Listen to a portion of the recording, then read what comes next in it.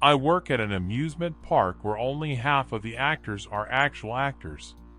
Let me preface this by thanking those of you who have expressed their concern about me on my previous post and assuring you that I am feeling a lot better. I don't believe the stagecoach has had any effect on me. My injuries have gotten better as well, even though I've discovered that I've twisted my ankle a bit and therefore have trouble walking, which is why I'll probably stay off work tomorrow as well. What I'm about to tell you happened on Halloween. Fall is one of our busier seasons since Dale always has us go all out with spooky decorations once Halloween approaches. This of course makes work just all the more tiresome. However, that's not the only thing making life for us actors harder than it already is around that time.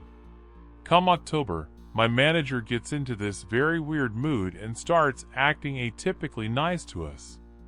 On Halloween night, we close down a bit earlier, at 9 p.m. to be exact. That of course is strange in itself, seeing as one would think that this would be the perfect occasion to keep the park open extra long. But it gets weirder. After the park is shut down and all the other staff has left the premises, we, the 7 actors, are tasked with completing a strange set of chores. Nathan is of course excluded from this matter, something that I didn't understand for a long time, but makes a lot more sense to me after our conversation yesterday. First off, we are not allowed to leave the park until midnight. That means we have 3 hours time to complete the tasks Dale gives us. They're different each year, and I feel like they get stranger every single time. Take last year as an example.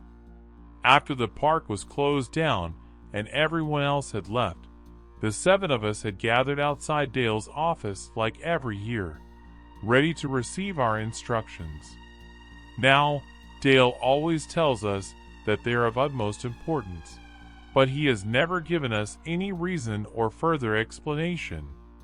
Sometimes, I really wonder if he just does it to mess with us. No one ever questions him though, since he pays us extra on that night.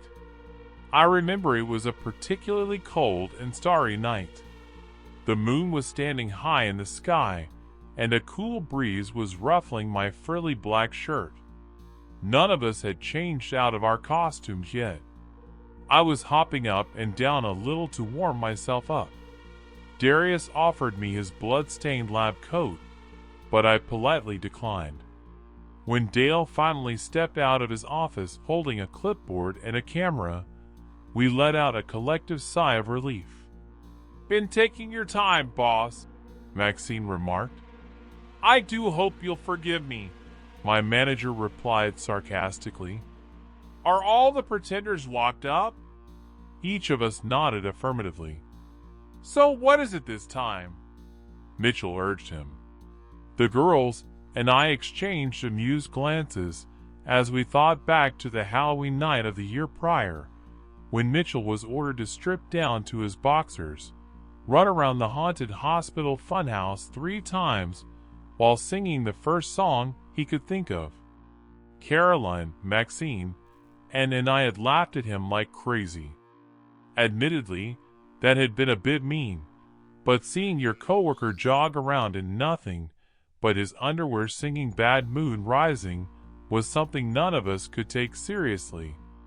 Darius, Oliver, and Dale had tried not to make a big deal of it, but we hadn't been able to hold back, and stifled a giggle at the memory, to which Mitchell shot her a death glare. "Don't worry, Sheriff," Dale assured him. "No one's gonna be forced to lay eyes on that soft belly of yours tonight." A low chuckle rippled throughout our group. Mitchell cursed. "No, ladies and gentlemen, tonight's task is one including every one of you. First, we will relocate to the Candyland. No one's allowed to say a word on our way except me. Once we're all there, we gather on the main plaza in a circle. You join hands and close your eyes. I'll be standing in the middle. It's important that you do as I say and only open your eyes once I allow you to. His voice softened a bit. "And after that we'll just go and hang out in one of the restaurants in Hollywood until midnight. I got some donuts for you then," he added, and, who was still in her clown's costume, raised her hand. "Is that really it? No weird stunts or publicly humiliating ourselves?" Dale nodded. "Yes, that's all. Oh, one more thing. I'll be taking photos of each single one of you, so don't let the flash of the camera startle you. You have to keep your eyes closed once we've joined hands." He took a look at his digital watch. "All right, we're starting our march to the candy section now. Remember, I don't want to hear a single tone from any of you." A few of us nodded affirmatively, and we got on our way. I was quietly walking alongside Caroline, exchanging smiles and looks of equal confusion from time to time. When we had reached the plaza, we formed a circle around Dale, just like he had instructed us. Caroline was standing to my right. I could feel the warmth of her palm through her silk glove. Oliver, who stood to my left, shot me a shy smile before taking my smaller hand into his. His skin was a bit rough and calloused. "All right, everyone, now close your eyes," Dale ordered.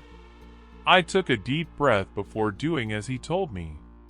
For a minute or two, everything was silent. I felt Caroline's fingers twitch slightly. Then, suddenly, I felt something odd. It was like I sensed a person standing right behind me. For a split second, I was almost certain I could even feel their breath in my hair. The sensation lingered for over a full minute. I know because I was counting the seconds in my head. Still, I marked my manager's warning and kept my eyes shut. I shuddered when they finally seemed to have moved past me. Oliver must have felt me shiver seeing as he gave my hand a reassuring squeeze. Only seconds later, Dale unexpectedly spoke up. His voice was low and very grave. "Don't move." I took a deep breath. Caroline's fingers were trembling ever so slightly. I could hear someone, presumably one of the guys, cough quietly. Dale hissed at us to shut up. "Stay still," he whispered. "Just a little longer now." He then added something in an even more indistinct voice, something I couldn't understand. It sounded like a question, though. "All right, I'm gonna take your pictures now. Keep your eyes shut and stay still," he commanded. Moments later, I could see a camera flashing brightly through my closed eyelids. From the electronic beeping noise that followed, I assumed that Dale was looking through the photos. For a second it sounded like he was holding his breath before exhaling again. "Okay, that's all," he finally told us. "You can open your eyes again." With a collective sigh of relief, we let go of each other's hands. Looking around at my coworkers' faces, I found every emotion ranging from confusion to unease displayed on them. "There," Dale said with a smile. "Wasn't that hard, was it?" "Well, it sure beats last year," Mitchell remarked. "Let us take our coats, though, next time," Caroline added. "I mean it, I'm freezing." As promised, Dale let unlock the door to one of the restaurants in Hollywood for us and let us sit inside. He had apparently kept his promise, seeing as there were 2 large boxes of donuts standing on the largest table, waiting for us. "Help yourselves," he offered before turning to leave. "Aren't you joining us?" Oliver asked. Dale smiled bitterly. "I think you'd have more fun without your boss in the same room. I'll be dropping by at midnight to let you guys out." With that, he left us by ourselves. We spent the remainder of our night shift talking and playing more or less improvised games. The donuts were delicious, and I think we were having a good time. None of us really commented on the Halloween task until I asked if anyone had been able to understand what Dale's inaudible question from earlier. "What question?" Mitchell inquired, the piece of donut in his mouth muffling his voice. I frowned. "I'm pretty sure he said something. I just don't know what." "Did no one else hear it?" The others shook their heads. "So what do you guys think this was? Some kind of seance?" And inquired. "I felt kinda weird when we did it, almost like someone was walking around behind us." I finished her sentence. My friend nodded eagerly. "Yes, exactly. I liked last year's task better." Oliver chimed in, amicably nudging Mitchell, who was sitting next to him. "At least they gave us something to laugh about. This was just plain unsettling." "I didn't mind it, actually," Darius remarked. "It felt kinda cool doing this thing as a group. There was, like, this sense of unison to it." We continued to ponder about the background of the annual chores some more before coming to the conclusion that it was all probably harmless, and that the extra pay was worth it, and that was that. While I have never been able to make any sense of this odd tradition, it's pretty obvious that it has something to do with the park. I wonder if someday, when I've got all of this figured out, I'll understand why Dale took our pictures last year, had Mitchell run around naked in 2018, and the lot of us square dance for 1 hour on the Hollywood Plaza in 2017.